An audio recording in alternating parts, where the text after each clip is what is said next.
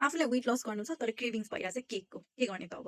घरमै मिठो तर लो क्यालोरी र हेल्दियर भर्जन अफ केक कसरी बनाउने त?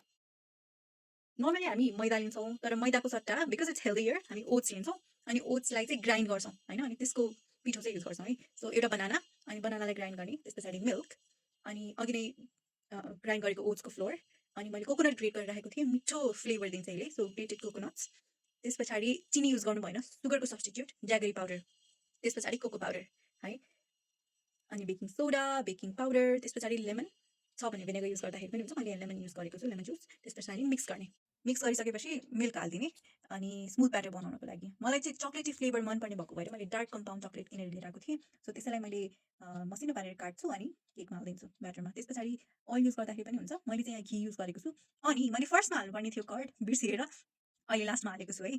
अब हामी माइक्रोवेभलाई प्रिहिट गर्नुपर्छ। सो कन्भेक्सन मोडमा 180 डिग्री सेल्सियसमा ऱ्याकलाई राखेर मैले प्रिहिट गर्नलाई छोडिदिन्छु। So until then butter paper, मैले केक टिनमा बटर पेपर लगाएँ अनि त्यस पछाडि त्यसमा मैले घी अप्लाई गरेको छु सो द्याट केक चाहिँ नटासियोस् भनेर। त्यस पछाडि केकको ब्याटरलाई हामी केक टिनमा राख्छौँ अनि त्यस पछाडि अब माइक्रोवेभ गरिदिने।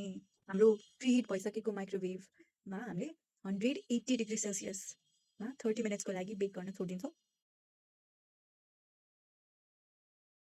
अनि एउटा स्ट्रेनरमा हङ कर्ड बनाउनको लागि दही लिन्छौँ अनि तलपट्टि चाहिँ एउटा भाँडा राखिदिन्छौँ सो द्याट त्यसबाट झरेको पानी हामीले कलेक्ट गर्न सक्छौँ। यसको काम चाहिँ पछि आउँछ है। अब हाम्रो यो केक चाहिँ बेक भएर रेडी भइसकेको छ। अब हामी क्रिमको लागि डार्क कम्पाउन्ड चक्लेटलाई थोरै बटर राखेर माइक्रोवेभमा मेल्ट हुनको लागि छोडिदिन्छौँ है। अन्टिल देन हाम्रो बेक भइसकेको केकको बटर पेपर निकालेर हेर्छौँ। So it looks like this. अनि मैले टपिङ्सको लागि आलमन्डहरू चप गरेर राख्छु।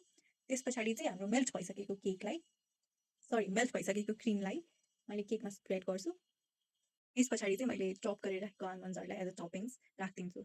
अनि मलाई चाहिँ हेल्दियर लो क्यालोरी बनाउनु छ नि त, सो आई क्यानट युज मार्केटमा भएको विपिङ क्रिम मलाईहरू त युज गर्न मिलेन नि त त्यसको लागि। सो वाट आई थट कि मैले अघि नै जुन हङ कर्ड बनाएर राखेको थिएँ, मिनिङ दहीलाई चाहिँ छन्नीमा राखिदिएको थिएँ सो द्याट त्यसको पानी परोस्।